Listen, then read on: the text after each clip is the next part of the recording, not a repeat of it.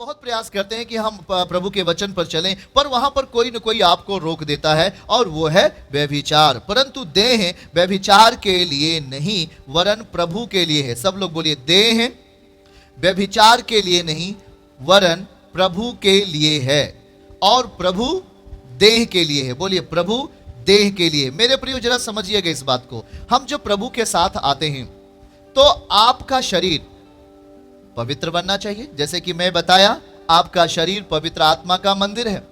जब यह शरीर मंदिर बनेगा तो इस शरीर को जो भी छू लेगा वो चंगा हो जाएगा। आमीन, बोलिए हालेलुया। इस शरीर से जो शब्द निकलेगा वो व्यक्ति सही हो जाएगा, उसके जीवन में वो चीज पूरा हो जाएगा। बहुत सारे लोग गवाही देते हैं कि भैया आपने जब बोला तो ये चीज हो गया, आपने जैसे ही उसे छुआ वो चंगा हो गया। मेरे प्रियो, काम तो हमारा शरीर से है, शरीर हमारा दिखाई दे रहा है, पर जो हमारे अंदर एक आत्मा है, जो जीवित आत्मा है, उसकी सामर्थ्य हमारे शरीर से होकर काम करती है। तो हमारे आपके जीवन में क्या करना मुख्य बात है, जरा समझिएगा। परंतु देह व्यभिचार के लिए नहीं वरन प्रभु के लिए है। देखिए, दो बातें, पवित्रता और पाप। पाप में एक सबसे बड़ा पाप जो व्यभिचार है, जो देह को दूषित कर देता है, देह को गंदा कर देता है। और सारे पाप देह के बाहर है, परंतु एक व्यभिचार जो है वो आपकी देह के विरुद्ध होता है। और जो भी व्यभिचार करता है वो अपनी देह को मारता है, वो अपनी देह को खत्म कर रहा है मेरे प्रियो। और शैतान अक्सर इस पाप को लेकर के मनुष्य को खत्म करता है। व्यभिचार के कारण लोग सुसाइड करते, व्यभिचार के कारण लोग मर रहे, व्यभिचार के कारण परिवार में रिश्ते टूट रहे, व्यभिचार के कारण पति और पत्नी में रिश्ते टूट रहे, व्यभिचार के कारण लोग जेल जा रहे, व्यभिचार के कारण मारपीट और दंगे हो रहे। जरा ध्यान से समझिएगा मेरे प्रियो। आज यदि आप प्रभु के साथ एक आत्मा बनना चाहते हैं तो मैंने बताया, प्रेरितों से शिक्षा पाने, संगति रखने, रोटी तोड़ने और प्रार्थना करने में लौलीन रहो। ये आपका तो मुख्य कार्य है, और आपके जीवन में ये चीजें नहीं होनी चाहिए। और जब आप संगति में रहेंगे, रोटी खाएंगे, रोटी तोड़ेंगे प्रभु के देह को प्रभु भोज के तहत, और उसके साथ संगति करने में लौलीन रहेंगे, प्रार्थना करने में लौलीन रहेंगे, प्रेरितों से लगातार शिक्षा पाने। देखो मेरे प्रियो, मैं आपको बताऊं, इस लॉकडाउन पीरियड में बहुत सारे बिलीवर्स, बहुत सारे भाई बहन लोग जो उनके जीवन में शिक्षाएं नहीं गई, जिसकी वजह से शिक्षा न जाने के कारण वो टूट गए। शैतान ने उन्हें नियंत्रण में ले लिया, उनसे पाप करा दिया। शैतान ने उन्हें अपने हाथों में लेकर के उन्हें पाप के लिए चला दिया, और वो आज संसार में चले गए। शायद वो एक बहुत अच्छे विश्वासी थे, वो प्रार्थना करते थे, वो चर्च आते थे, पर आज ऐसे कई लोग हैं जिन्होंने परमेश्वर से, जो प्रेरितों से शिक्षा ना पाने के कारण, अपने अगुओं से शिक्षा ना पाने के कारण, वो खराई की शिक्षा ना पाने के कारण आज वो संसार में चले गए, या वहीं पर बने हैं जहां से उन्होंने यात्रा शुरू किया था, वहीं पर वो बने हैं, और उनके जीवन में किसी तरीके का सुधार नहीं आ पाए। मेरे प्रियो, आज मैं जिस बात की चर्चा कर रहा हूं, ये मसीहत में एक बड़ा महत्वपूर्ण टॉपिक है, और वो है व्यभिचार। आप एक आत्मा होना चाहते हैं, लेकिन जब आप व्यभिचार करेंगे तो आप उसके साथ एक देह हो जाएंगे। आप जब देह बन जाते हैं तो आपका शरीर क्या होगा, गंदा होगा। आपका शरीर क्या होगा, दूषित होगा। जरा ध्यान से समझिए। जब एक पति और पत्नी होते हैं, वो एक देह होते हैं, वो व्यभिचार नहीं माना जाता, वो परमेश्वर का विधान है। जरा ध्यान से समझिएगा, बहुत सारे लोग इस बात को नहीं जानते हैं। जब एक पति और पत्नी शादीशुदा होते हैं तो वो एक देह बनते हैं, वो व्यभिचार नहीं है, वो परमेश्वर का नियम है, वो परमेश्वर का वचन कहता है, वो परमेश्वर का विधान है। दूसरा, व्यभिचार आखिर में क्या चीज है। जैसे आप व्यभिचार ऐसे है, पहला, जैसे कि हम किसी के साथ गलत अवैध संबंध बनाते हैं, किसी स्त्री के साथ, या स्त्री पुरुष के साथ, या पुरुष स्त्री के साथ जब गलत संबंध, शारीरिक संबंध बनाते हैं, उसे हम व्यभिचार करते हैं। और व्यभिचार ये व्यभिचार आपके शरीर को खत्म करता है, और पूरी तरीके से आप शैतान के हाथों में होते हैं। दूसरा, किसी को देख करके, बाइबल बताता है, यीशु मसीह बताते हैं, किसी स्त्री को देख करके या स्त्री पुरुष को देख करके अपने मन में उसके प्रति अभिलाषा यदि लाता है तो वो एक व्यभिचार कहलाता है। दूसरा, अभी आपकी चीजें, आपके पास वो चीजें नहीं हैं, पर आप अपने जीवन में इतने इतने जल्दबाजी करते हैं, इतने जल्दबाजी करते हैं कि किसी भी चीजों को जो देखते हैं उसे अपने अंदर इस तरीके से लाने का प्रयास करते हैं कि वचन को आप तोड़ देते हैं, वचन को बाहर कर देते हैं। जैसे कि आप किसी व्यक्ति को देखा, जैसे आपने किसी उसको क्या बोल सकते हैं, जैसे आपने किसी चित्र को देखा, चित्र बहुत खराब है, चित्र अच्छा नहीं है, फोटो आप देखते हैं, आप वो बिल्कुल अच्छा नहीं है, पर उसका जो आपके दिमाग में जो असर दिया, आपके मन में और आपकी आत्मा में अगर आपने उसको सोचा, तो वो एक व्यभिचार कहलाता है। जरा समझिएगा, यीशु मसीह ने कहा कि अगर तू जिसे अपनी आंखों से देखे और अपने मन में बुरा सोच ले तो तू व्यभिचार कर बैठा।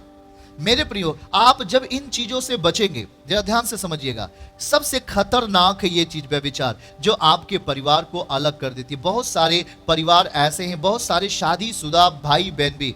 मैं आपको बताता हूं एक महत्वपूर्ण बात, आपकी जिंदगी का आपकी जिंदगी करेक्ट कैसे होगी। कुछ लोग बोलते हैं भैया मैं मसीह में आऊंगा तब मैं बदलूंगा। मैं समझता हूं, ध्यान से सुनो, जब अब कुछ लोग बोलते हैं शादी हो जाएगा, वो चीजें सही कर दी जाएंगी। जैसे कि कोई भाई है व्यभिचार में है, तो व्यभिचार में यदि वो भाई है या वो बहन व्यभिचार में है, तो वो बोलती कि शादी के बाद सब अच्छा हो जाएगा। बिल्कुल सही नहीं है ये जवाब। शादी के बाद अच्छा हो जाए ये कोई गारंटी नहीं है मेरे प्रियो, चूंकि जो बीज शैतान का आपके शरीरों में पड़ा है, क्या शादी के बाद वो बीज खत्म हो जाएगा? जरा सोचिए। बहुत सारे लोग बोलते भैया इसकी बहुत गंदी हरकत है। अगर समय के रहते हुए वो गंदी हरकत नहीं खत्म हुआ तो वो आगे चलकर भी बहुतों को दूषित करेगा। मैं आपको बताता हूं, ये एक पाप की प्रवृत्ति है। आप खुदा के साथ एक आत्मा बनना चाहते हैं, पर कैसे बनेंगे? इस चीज को हमें त्यागना पड़ेगा, इस चीज को हमें छोड़ना पड़ेगा।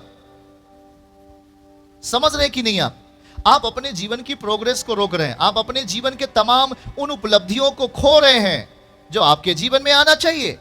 आप कहते हैं भैया मैं तो बाइबल पढ़ता हूं, आप कहते हैं मैं प्रार्थना करता हूं, पर आपका हृदय जानता है कि आप कहां पे हो, आपका मन जानता है आप कहां पे हो। कहीं ना कहीं वो व्यभिचार की स्पिरिट आपके अंदर काम कर रही है और आपको फेल कर रही है। शायद आपका पड़ोसी जो मसीह में था वो आपसे आगे निकल गया, उसके जीवन में उपलब्धियां बहुत सारी आ गई, पर आपके जीवन में नहीं आई, आप उससे बहुत पहले के हैं। पर क्या हुआ? आपने कहा कि मैं सुधार कर लूंगा, पर आपने आज भी उस व्यभिचार के सागर से, व्यभिचार के अंधकार से आप निकल नहीं पाए हो मेरे प्रियो।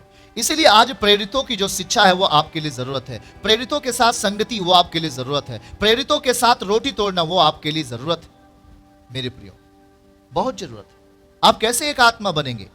प्रभु के साथ कैसे एक आत्मा बनेंगे? प्रभु आपकी आवाज कैसे सुनेगा? कब सुनेगा? क्या ऐसे जब आप व्यभिचार में होंगे? आप अपना शरीर व्यभिचार के लिए अर्पित किया, मसीह के लिए क्या? मसीह के लिए आपने क्या किया? वहां पर लिखा है परंतु देह व्यभिचार के लिए नहीं वरन प्रभु के लिए है, और प्रभु देह के लिए है। आपकी देह को भी प्रभु इस्तेमाल करना चाहता है। आप जब गलत तरीके से आप रिश्ते बनाते हैं, गलत तरीके से किसी के साथ अवैध संबंध बनाते हैं, वो एक व्यभिचार की परिस्थिति है। वो आपको कहीं ना कहीं तोड़ रही है, वो आपको कहीं ना कहीं बर्बाद कर रही है, कहीं ना कहीं वो आपको संकट में डाल देगी और आप पीछे हो जाएंगे मेरे प्रियो, मेरे भाई और बहनों, जरा ध्यान से सुनिएगा।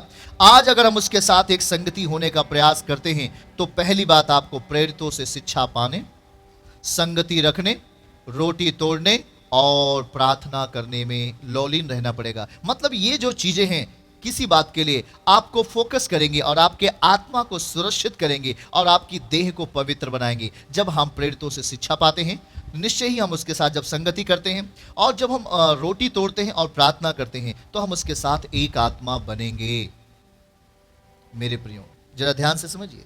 और क्या नीति वचन कहता है, हम आपको इसके विषय में कुछ बातचीत करेंगे। नीति वचन व्यभिचार के विषय में क्या बताती है? जब आपके जीवन में व्यभिचार होता है तो आपकी परिस्थिति कहां से कहां तक चली जाती है, जरा ध्यान से समझिए। नीति वचन और लिखा हुआ है 6वां अध्याय, नीति वचन और उसका 6वां अध्याय, और यहां पे लिखा हुआ है, एक बात मैं आपको बताकर आगे बढ़ूंगा। नीति वचन 6वां अध्याय 23वां वचन, आज्ञा तो दीपक है, शिक्षा ज्योति है। अभी मैं आपको क्या बताया? प्रेरितों से शिक्षा पाने। लोग बोलते भैया हम चर्च नहीं जाएंगे, महीने में एक बार जाएंगे या 2 महीने में एक बार जाएंगे। कहीं ना कहीं आप पकड़ में आ रहे हो। किसके? गुनाह के पकड़ में आ रहे हो, पाप के पकड़ में आ रहे हो।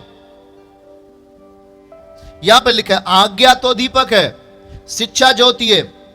और सिखाने वालों की डांट जीवन का मार्ग है। वो तो मार्ग आपको सही मिलेगा। पर अब यहां पे हम नीचे पढ़ें उस गुनाह के बारे में।